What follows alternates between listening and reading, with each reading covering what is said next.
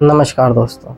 क्या आपने देखा है कि पिछले कुछ सालों में जब भी मणिमहेश, श्रीखंड कैलाश, किन्नौर कैलाश और केदारनाथ वैष्णो देवी जैसी पवित्र यात्राएं खुलती हैं तो अचानक बाढ़, भूस्खलन आदि की समस्याएं सामने आने लगती हैं और इन यात्राओं को आखिरकार रोकना पड़ता है।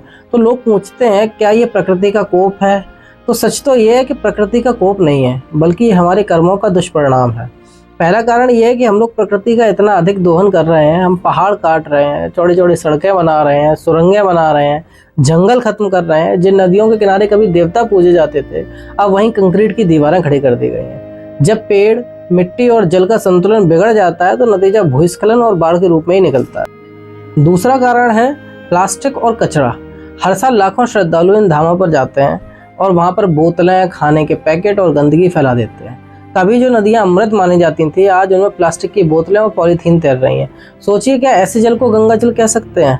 तीसरा कारण ये है कि धार्मिक स्थलों की अपवित्रता। जहां ध्यान और भक्ति का माहौल होना चाहिए, वहां अब नशा और शोर शराबा और डीजे बजने लगे हैं। जब हम खुद अपने देव स्थलों का सम्मान नहीं करेंगे तो प्रकृति हमें याद दिलाती ही रहेगी कि यह स्थान सिर्फ पर्यटन का नहीं है, बल्कि तप और आस्था के केंद्र है।